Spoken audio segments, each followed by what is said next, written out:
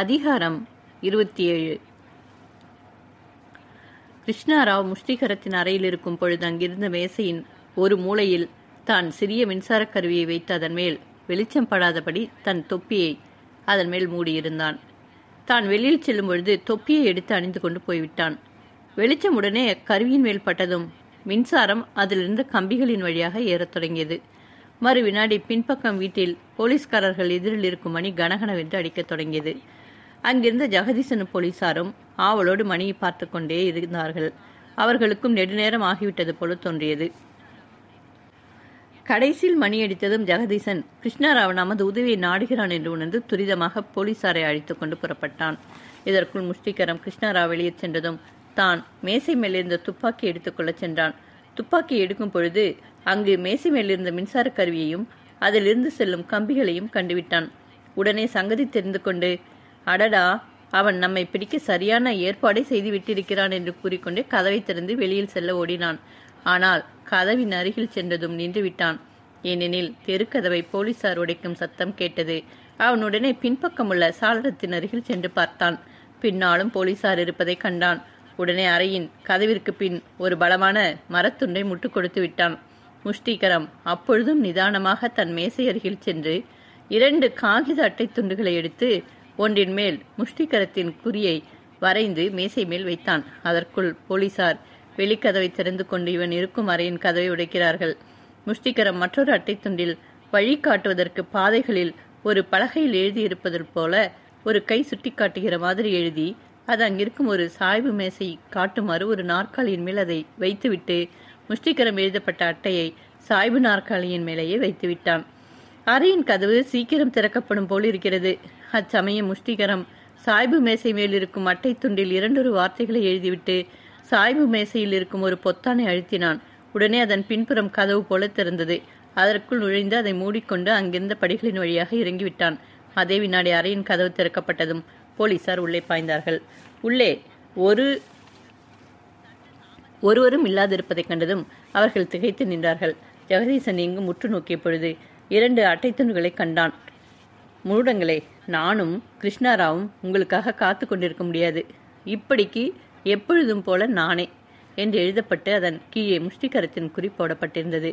நாற்காலி மேலிருந்து இன்னொரு அட்டை துண்டையும் ஜெகதீசன் நோக்கினான். முஷ்டிகரம் எப்படி போய்விட்டான்?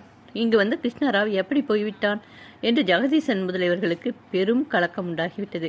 முஷ்டிகரம் இருக்கும் வீட்டின் பக்கத்தில் இருக்கும் வீட்டில் இவன் அறை எடுத்தாற் போல ஒரு அறை இருக்கிறது. அதில் ஒரு பெரிய வாத்திய பெட்டி இருக்கிறது. அதன் கதவு திறக்கப்பட்டதும் முஷ்டிகரம் அதன் வழியாக வெளியில் வந்தான். அவன் உடனே அப்பெட்டியில் இருந்த உடைகள் எடுத்து தான் அணிந்திருந்த உடைகளை கழற்றிவிட்டு அவற்றை அணிந்து கொண்டு வீதியின் வழியாக போய்விட்டான். அந்த சமயம் அவன் அணிந்திருந்த உடைகளாலும் பொய், மீசை, சிகை, கையில் பிடித்த கோல் இவற்றாலும் அவன் அந்நிய நாட்டு ஒரு பெரிய மனிதன் போல காணப்பட்டான். சில நிமிடங்கள் கழித்து போலீசார் வீடு முழுமையாக தேடிய பின் வீதியில் வந்து பார்த்தார்கள். முஷ்டிகரமாவது கிருஷ்ணாராவது எங்கும் காணப்படவில்லை. அருகில் இருக்கும் ஆற்றிலுள்ள படகு துறையில் தன் நண்பர் யாரையோ படகேற்றிவிட்டு திரும்பிச் செல்பவன் போல யாரோ ஒரு பெரிய மனிதன் வீதியின் வழியே சென்று கொண்டிருக்கிறான். கடைசியில் போலீசார் அங்கு வைக்கப்பட்டிருந்த மின்சார கருவியையும் கம்பிகளையும் எடுத்துக்கொண்டு புறப்பட்டார்கள். 3 அடிக்க சில நிமிடங்கள் இருக்கும் பொழுது இந்திராபாய் தன் அறையில் உட்கார்ந்து என்னமோ வாசித்துக் கொண்டிருக்கிறாள். அந்த சமயம் ஜீவாம்பாள் அங்கு வந்தாள். வந்ததும் இந்திராபாயை நோக்கி, மணி என்னம்மா என்றாள். இந்திராபாய் தனக்கு பரிசீலிக்கப்பட்ட கடிகாரத்தை பார்த்து 3 அடிக்கப் போகிறது, இன்னும் 2-3 நிமிடம் இருக்கிறது என்றாள். அந்த சமயம் யாரோ தெருக்கதவை திறந்து கொண்டு கூடத்தின் வழியாக பாய்ந்து ஓடி வருவது போல தெரியும். இருவரும் திடுக்கிட்டெழுந்து நின்றார்கள். படீரென்று அறையின் கதவு திறக்கப்பட்டது. கிருஷ்ணாராவ் அவன் வேர்சட்டை பறந்து கொண்டிருக்க ஓடி வந்து இந்திராபாய் அவன் நிலைமையைக் கண்டு பிரமித்து பார்த்து கொண்டிருக்கையில் சட்டென்றவள் கையில் இருந்த கடிகாரத்தை கழற்றி, பார்ப்பார், சரியாக 3 அடிக்கும் பொழுது பின்பக்கம் பார் என்று காட்டிக்கொண்டு நின்றான். சரியாக 3 அடிக்கும் சமயத்தில் கடிகாரத்தின் பின்பக்கம் இருந்து பட்டென்று ஒரு ஊசி வெளியில் வந்தது. அதை கண்ட இந்திராபாயும் அவள் அத்தையும் மிக்க வியப்பும் பிரம்மையும் அடைந்து, இது என்ன சமாசாரம் என்றார்கள். கிருஷ்ணாராவ் என்னவென்றால், பெரியசாமி பிள்ளை உனக்காக வாங்கிய கடிகாரம் இன்னும் உனக்கு அனுப்பப்படவே இல்லை. அது கடையிலேயே இருக்கிறது. இது முஷ்டிகரம் உன்னை கொல்ல அனுப்பியது. இந்த ஊசியின் மணியில் கொடிய பாஷாணம் இருக்கிறது. சரியாக 3 மணிக்கு இது வெளியில் வந்து உன் தேகத்தில் குத்தியதும் நீ மடியும்படி இது அமைக்கப்பட்டிருக்கிறது. இவ்வளவே சங்கதி. இந்த ஊசி முனை கரத்தில் கொஞ்சம் குத்தினால் போதும் என்று கூறிவிட்டு உடனே திரும்பிவிட்டான். மறுநாள் நகர காட்சிகளை காட்டும் ஒரு வண்டி இந்திராபாய் வசிக்கும் மீதியின் வழியாக சென்று கொண்டிருக்கிறது. வெளியூரிலிருந்து வந்தவர்கள் பெரிய நகரிலுள்ள கண்காட்சிகளை காண வேண்டுமாயின் அதற்குரிய கட்டணத்தை செலுத்திவிட்டு அந்த வண்டியில் ஏறிக்கொள்ள வேண்டியது. வண்டியில் இருக்கும் காரியஸ்தன் ஆங்காங்கு காட்சிகளை விவரித்து கூறிக்கொண்டே செல்வான். அந்த வண்டி இந்திராபாய் வீட்டின் அருகில் சென்ற பொழுது காரியஸ்தன், இது இந்திராபாயின் வீடு. நகரத்தில் உள்ள கோடீஸ்வரிகளில் இவளும் ஒருத்தி. தந்தை இல்லை, இன்னும் மனம் புரிந்து கொள்ளவில்லை. ஆகையால் சர்வாதிகாரியாக இருக்கிறாள். எந்த அதிர்ஷ்டசாலி இருக்கிறானோ என்றான். அந்த வண்டியில் இருந்தவர்களின் மத்தியில் ஒருவன் உட்கார்ந்திருந்தான். அவன் நீண்ட தாடியுடையவன். அவன் உடைகள் அவன் தேகத்திற்கு மிக்க தாராளமாக காற்றில் அலைந்து கொண்டிருந்தன. அவனுக்கு வயது 50 இருக்கும். அவன் ஒரு சைனாக்காரன். சங்கு என்பது அவன் பெயர். அந்த பெரிய நகரில் எப்பொழுதும் பல அந்நிய நாட்டார் இவ்வாறு வந்து காட்சிகளை பார்ப்பது இயற்கையாதலால் அவர்களில் ஒரு சைனாக்காரன் இருப்பது ஒரு விசேஷமல்ல. ஆகையால் யாரும் அவனை கவனிக்க மாட்டார்கள். ஆனால் ஒருவர் அவனை கவனிக்கும் பட்சத்தில் அவன் ஆழ்ந்த சிந்தனையுடையவன் என்றும், வண்டியில் உள்ள காரியஸ்தன் செல்வந்தர்களை பற்றி கூறும் பொழுதெல்லாம் அந்த சைனாக்காரன் மிக்க கவனமாக கேட்கிறான் என்பதையும் உணரலாம். இந்திராபாயை பற்றி கூறும்பொழுது அவன் மிக்க உன்னிப்பாக கேட்டுக்கொண்டதோடு அவள் வீட்டையும் நன்றாக உற்று நோக்கினான். வண்டி அவ்வீட்டை கடந்து சென்றதும் சங்கு மெதுவாக எழுந்து வண்டிக்காரனை நோக்கி, சற்று நிறுத்து, நான் இங்கு இறங்கிவிட வேண்டும் என்று கூறி மெதுவாக இறங்கிவிட்டான். சங்கு வீதியில் உழவிக் கொண்டிருப்பது போல இந்திராபாயின் வீட்டை உற்று நோக்கினான். அந்த சமயம் ஒரு வண்டி அவள் வீட்டின் எதிரில் நின்றிருந்தது. இந்திராபாய் எங்கோ வெளியில் போக புறப்பட்டு வாயிற்படியின் அருகில் வந்தாள். அந்த சமயம் பெரியசாமி பிள்ளை அங்கு வந்தான். அவன் முகமலர்ச்சியோடு அவளுக்கு வந்தனம் அளித்து தான் வாங்கி கடிகாரத்தை எடுத்து அவளிடம் அளித்து, இதை நானே நேரில் கடைக்கு சென்று வாங்கி வந்தேன் என்றான். இந்திராபாய் அதை வாங்கி கொண்டு அவனுக்கு வந்தனம் அளித்து உள்ளே வரும்படி கூப்பிட்டாள். அந்த சமயம்தான் சீனாக்காரன சங்கு என்பவன் இந்திராபாயின் வீட்டின் எதிரில் சென்று கொண்டே அவளை கீழ் நோக்காக பார்த்து கொண்டே சென்றான். அவர்கள் இவனை கவனிக்கவில்லை. அவர்கள் உள்ளே சென்றதும் சங்கு வீதியின் வழியே போய்விட்டான். இந்திராபாய் பெரியசாமி பிள்ளை அழைத்து கொண்டு தன் அறைக்கு சென்று கடிகாரத்தை பற்றி புகழ்ந்து கூறி, இன்னொரு சங்கதி தெரியுமா என்று முஷ்டிகரம் ஒரு கடிகாரம் அனுப்பியதை பற்றியும் கிருஷ்ணராவ் வந்து அதை எடுத்து உடைத்து விட்டதை பற்றியும் கூறினார். பெரியசாமி பிள்ளை வியப்போடு யாவற்றையும் கேட்டுக்கொண்டிருக்கிறான். சீனாக்காரனாகிய சங்கு நேரே தன் இருப்பிடத்தை நோக்கி சென்றான். அவன் அந்த நகரில் வசிப்பவனை சாதாரண மனிதன் அல்ல. இந்திராபாய் மிக்க செல்வமுடையவள் என்று அறிந்ததும் அவன் மனதில் பெரிய மோச சிந்தனை உதித்தது. அவன் ஒரு பெரிய கள்ளன். மிக்க சாமர்த்தியமாக தன் காரியங்களை செய்து கொண்டிருப்பதால் இதுகாரும் அதிகாரிகளிடம் சிக்காமலே இருக்கிறான்.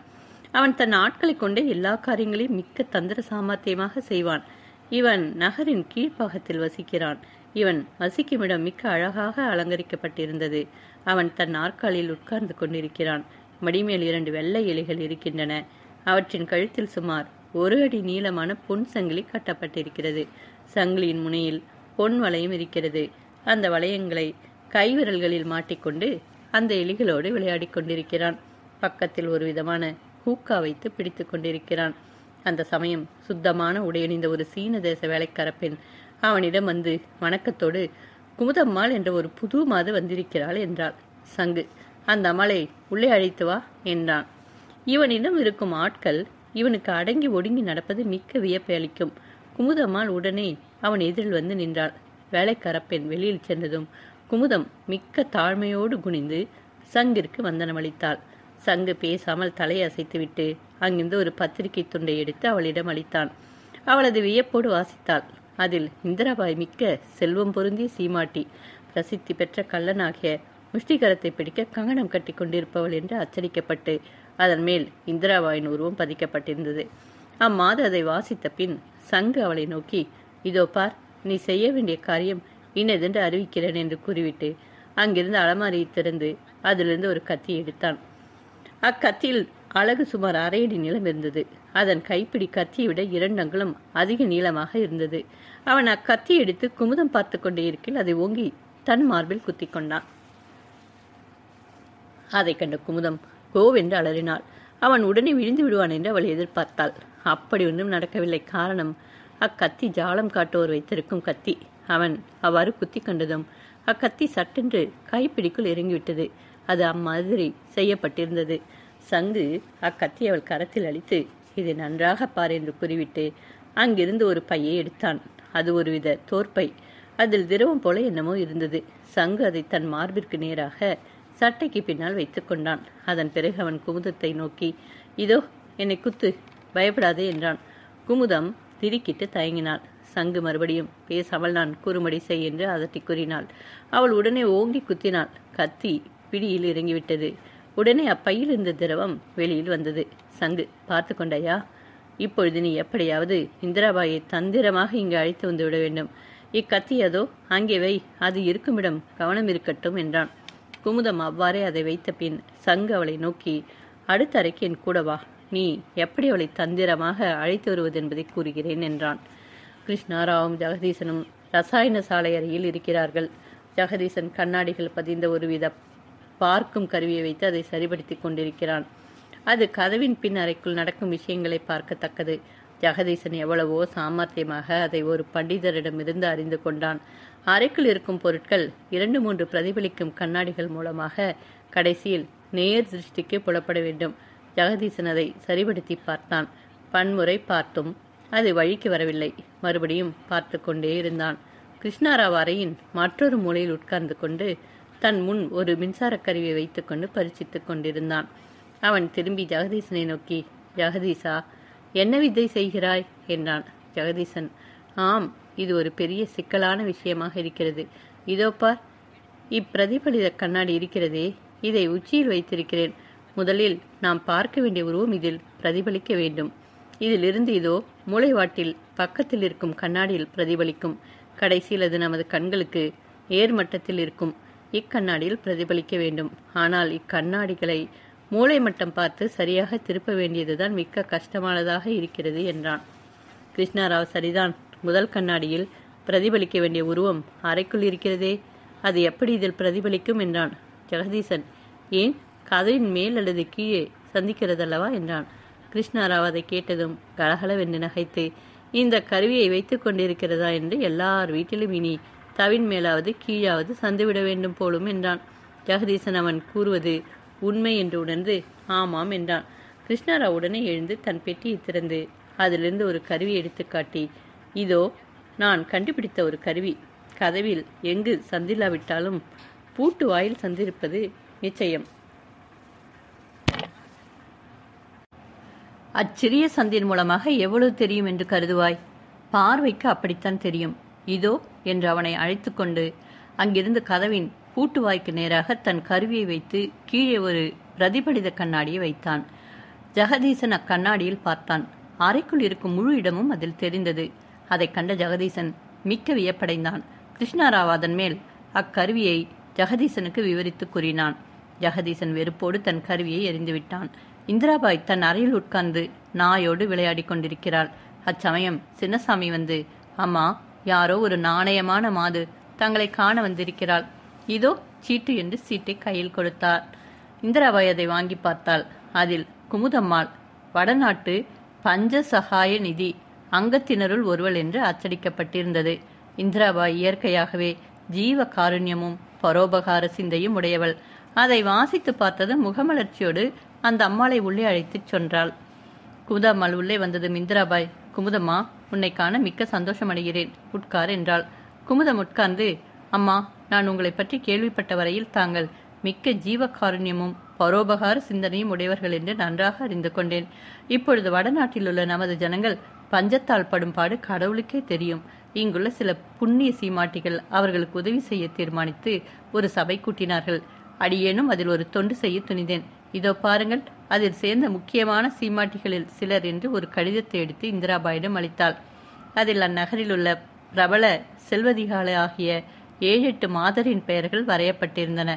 குமுதம், இதை பார்த்தால்தான் தாங்களும் இதில் அவவியாக சேரலாம் என்ற எண்ணம் தங்களுக்கு உண்டாகும் என்று கருதுகிறேன் என்றாள். இந்திராபாய், இப்படிப்பட்டவர்கள் எல்லாம் சேர்ந்திருக்கும் பொழுது இது ஒழுங்காக நடைபெறும் என்பதில் சந்தேகமே இல்லை என்றாள் குமுதம், அம்மா, இன்று இந்நிதியின் அவவியர்களில் சிலர் கூட்டம் கூடுகிறார்கள். தாங்களும் வரலாகும் என்று கருதுகிறேன் என்றாள். இந்திராபாய் மிக்க சந்தோஷத்தோடு தடையின்றி வருகிறேன் என்றாள். அப்படியானால் தாங்கள் இப்பொழுதே என் கூடவே வரலாமே. தற்சமயம் அவர்கள் அங்கு சபை கூடி இருக்கிறார்கள். ஆதலால் தாங்கள் நேரில் அவர்களை காண மிக்க அனுகூலமாக இருக்கும் என்றாள். இந்திராபாய், பின்னால் செல்வதை விட இப்பொழுதே செல்வது மிகவும் நலமே என்றாள். உடனே இருவரும் வீட்டிலிருந்து வெளிப்பட்டார்கள். இவர்கள் வீட்டை விட்டு வெளிப்படும் பொழுது வீதியில் எதிர்வாடையில் ஒரு மாறு வேடம் அணிந்த மனிதன் உலவிக் கொண்டிருந்தான். அவன் இவர்கள் இருவரும் வெளியில் சென்றதை கண்டதும் துரிதமாக அவ்வீதியின் கோடியிலுள்ள ஒரு சந்தில் நடந்தான். அங்கு ஒரு மூடி போட்ட வண்டி இருந்தது. அவ்வண்டியில் இருட்டில் முஷ்டிக்கரம் உட்கார்ந்திருந்தான். இந்திராபாயும் குமுதமும் செல்வதைக் கண்டு ஓடிய மனிதன் முஷ்டிக்கரத்திடம் சென்று, தலைவரே, அந்த நாடோடி குமுதம் இருக்கிறாளை தெரியும் அல்லவா? அவள் இந்திராபாயை அழைத்து கொண்டு எங்கேயோ செல்கிறாள் என்றாள். அதை கேட்ட முஷ்டிக்கரம் கோபத்தோடு, அப்படியாயின் அந்த குமுதத்திற்கு கட்டாயம் புத்தி கற்பிக்க வேண்டியதே. அவளுக்கும் அவள் யாருக்காக வேலை செய்கிறாளோ அந்த ஆளுக்கும் சேர்த்து நமது விவகாரத்தில் வேறு எவரும் தலையிடலாகாது. நீ உடனே அவர்களை பின்தொடர்ந்து சென்று அவள் இந்திராபாயை எங்கு அழைத்து செல்கிறாள் என்பதை அறிந்து கொண்டு வா என்றான். இந்திராபாயும் குமுதமும் சந்தோஷமாக பேசிக்கொண்டே இருக்கிறார்கள். சீனாக்காரனாகிய சங்கு தன் அறைகளில் ஒன்றில் உட்கார்ந்து தன் வேலைக்கார பெண்ணுக்கு நாம் முன்கூறிய கத்தி வைத்திருக்கும் இடத்தை காட்டி என்னென்னமோ உபதேசம் செய்து கொண்டிருக்கிறான். அருகில் ஒரு மேசை மேல் சில சீன தேசத்து பாத்திரங்களும் ஒரு கிண்ணத்தில் ஒரு மொந்தை அபினி மருந்தும் வைக்கப்பட்டிருக்கிறது. அவன் வேலைக்கார பெண்ணோடு பேசிக் கொண்டிருக்கையில் வெளியில் உள்ள கதவை யாரோ தட்டும் சத்தம் கேட்டது. சங்கு அதை கேட்டதும் வேலைக்காரியை நோக்கி, உடனே போய் கதவை திற என்று கூறிவிட்டு தான் சட்டென்று பின்பக்காரையில் போய் மறைந்து கொண்டான். வேலைக்காரி போய் கதவை திறந்ததும் கள்ள வழியாக சங்கு அங்கு வந்து சட்டென்று கதவை மூடி பூட்டி கொண்டு உள்ளே வந்தவர்கள் அதை அறிவதற்குள் மறைந்து விட்டான். இந்திராபாய் அதை உணர்ந்ததும் திடுக்கிட்டு பிரமையடைந்து நோக்கினாள். அதற்குள் அவளை அழைத்து வந்த குமுதம் என்பவள் ஏதோ கலவரத்தால் திடுக்கிட்டவள் போல நாற்புறங்களிலும் மிரட்சியோடு நோக்கி, ஐயோ கடவுளே, ஏன் நான் தவறான இடத்திற்கல்லவா அழைத்து வந்து விட்டேன் என்று மிக்க பீதி அடைந்தவள் போல நடித்து, ஐயோ என்ன வளத்தனம் செய்து விட்டேன் என்று பிரலாபித்தாள். இருவரும் ஒருவரை ஒருவர் பீதியோடு நோக்கி வந்த வழியே செல்ல ஓடினார்கள். கதவு பூட்டப்பட்டிருக்கிறது. உடனே இருவரும் மறுபக்கம் ஓடினார்கள். அங்கிருந்த கதவும் பூட்டப்பட்டிருந்தது. பிறகு அவர்கள் சாளரத்தின் அருகில் சென்றார்கள். அங்கு சென்று சாளரத்தின் முன்னிருந்த திரையை தள்ளினார்கள். மறுபக்கம் உயரமான சுவரால் அடைக்கப்பட்ட ஒரு முற்றம் இருக்கிறதே அன்றி அப்புறம் செல்ல வழியில்லை. குமுதம் உண்மையாகவே மிக்க பீதி அடைந்தவள் போல தன் கரங்களை நிறுத்திக் கொண்டு, தெய்வமே, இது சீனாக்காரர் சீட்டா அடிக்கும் மடம் போல காண்கிறதே என்றாள். அதற்குள் அவள் அங்கு மேசையில் இருந்த சீன சாமான்கள் சிலவற்றை எடுத்து பார்த்து கடைசியில் இந்திராபாயிடம் காட்டி, இதோ பார், இது அபினி மருந்து என்றாள். இந்திராபாய் அதை முகர்ந்து பார்த்தாள். இருவரும் ஒருவர் முகத்தை ஒருவர் நோக்கினார்கள். இப்பொழுது இந்திராபாய்க்கு மிக்க திகிலாகிவிட்டது. அச்சமயம் பின்பக்கம் இருந்த கதவு திறக்கப்பட்டதும் சங்கு அவர்கள் முன் வந்து நின்றான். இந்திராபாய் அவனை கண்டதும் பெரும் பீதியோடு பின்னடைந்தாள். அவன் அவர்களுக்கு வந்தனமளித்தான். குமுதம் அவனை நோக்கி, அப்பா, நாங்கள் தவறாக வழி பிசகி இந்த வீட்டிற்குள் வந்துவிட்டோம். உன் புண்ணியத்திற்கு வெளியில் செல்ல எங்களுக்கு வழிகாட்டு என்றாள்.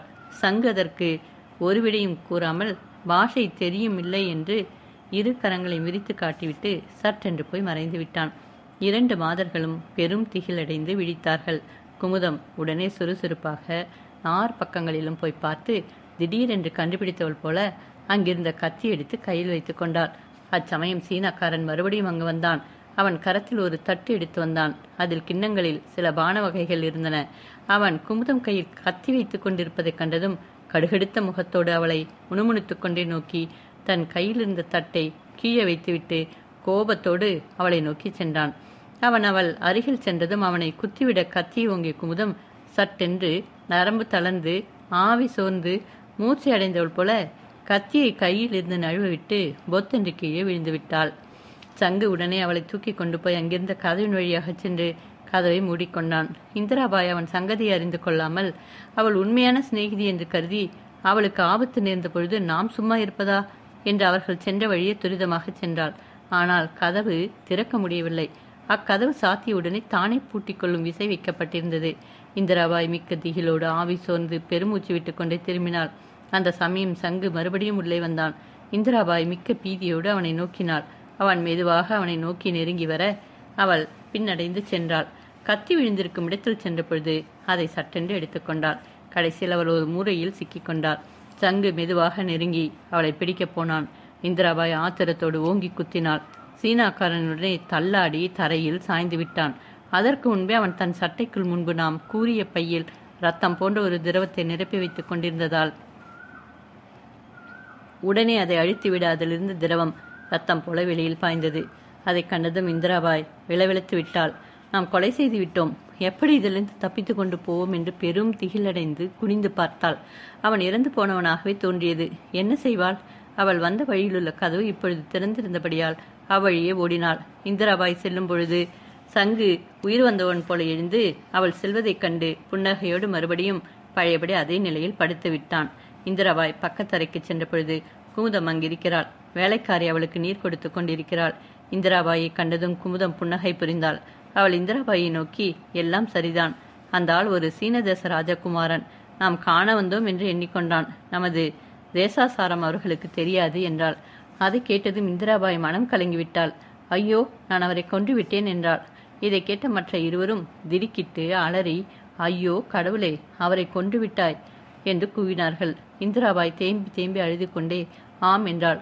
குமுதம் ஏன் என்றதற்கு அவள், அவர் என் அருகில் வரவும் நான் அக்கத்தியால் குத்திவிட்டேன் என்றாள். இருவரும் அந்த அறைக்குள் ஓடினார்கள். குமுதம் அங்கு விழுந்து சவம் போல கிடக்கும் சங்குவை கண்டு பெரும் பயம் பிடித்தவள் போல பின்னடைந்தாள். அச்சமயம் இந்திராபாய் தன் கரத்தில் ரத்தம் துளி துளியாக பட்டிருப்பதை கண்டதும் நடுக்கத்தோடு தன் கைக்குட்டையை எடுத்து கையை துடைத்து அக்குட்டையை கீழே போட்டாள். அந்த சமயம் சீனாக்காரனாகிய வேலைக்காரன் அங்கு வந்து தன் எஜமான் ரத்தத்தில் விழுந்து கிடப்பதை கண்டதும் முகம் கடுகடுத்து பயங்கர விகாரமடைந்து பிரமித்து நின்றான். இந்திராபாய் இப்பொழுது பின்னும் பயமடைந்தாள். வேலைக்காரன் அவளை நோக்கி, நீயா இவரை கத்தியால் கொன்றா என்றான். இந்திராபாய் ஒன்றும் பேச முடியாமல் மௌனமாக இருந்தாள். வேலைக்காரன் அவள் விடையளிப்பதற்கு எதிர்பார்க்காமல் துரிதமாக கூடத்தின் பக்கம் இருக்கும் கதவை திறந்தான். இந்திராபாய், இப்பொழுது நாம் ஏதேனும் செய்ய வேண்டும். மூடத்தனமாக சும்மா இருந்துவிட்டால் சற்று நேரத்திற்குள் வீடு முழுவதும் கோஷ்டமாகிவிடும் என்று கருதினாள். வேலைக்காரன் யாவருக்கும் கூறிவிடுவான் என்று நினைத்தாள். அதற்கு மாறாக வேலைக்காரன் தன் மூக்கின் மேல் விரலை வைத்து காட்டி கூடத்தின் பக்கம் வழிகாட்டி கொண்டே சீக்கிரம் சீக்கிரம் வெளித்தாண்டுங்கள் என்று கூறி இந்திராபாயை நோக்கி கீழிருக்கும் குட்டையை சுட்டிக்காட்டி, நீ இதை இங்கு விட்டு செல்லலாகாது, இது உளவு காட்டும் என்று கூறிக்கொண்டே அக்குட்டையை எடுத்து அவள் கரத்தில் அளித்தான். இந்திராபாயும் குமுதமும் மிக்க வியப்பும் சந்தோஷமும் அடைந்து கூடத்திற்குள் ஓடினார்கள். வேலைக்காரன், சீக்கிரம் செல்லுங்கள், அக்குட்டையை மறைத்துக்கொள், ஒருவருக்கும் காட்டாதே என்றான். இவர்கள் வெளிச்சென்றதும் வேலைக்காரன் கதவை மூடிக்கொண்டான். இந்திராபாய் குமுதத்தை நோக்கி, ஏன் இவன் நம்மை பேசாமல் அனுப்பிவிட்டான் என்று கேட்டாள். குமுதம், என்னத்திற்கோ எனக்கு விளங்கவில்லை, எப்படியாயினும் நாம் போய்விடுவோம், கடவுள் சகாயம் செய்தார், நாம் இங்கு வந்ததை வேலைக்காரி மட்டுமே பார்த்தாள், சீக்கிரம் போய்விடுவோம் என்றாள். இருவரும் வீதிக்கு சென்றதும் துரிதமாக நடந்தார்கள். வீதியை தாண்டி வேறு வீதியில் திரும்பியதும் குமுதம், நாம் பிரிந்து போய்விடுவோம், நான் பிறகு உன்னை காண்கிறேன், அவனை யாரோ விரோதி கொன்றதாக எண்ணப்படும் என்றாள். உடனே இருவரும் பிரிந்து சென்றார்கள்.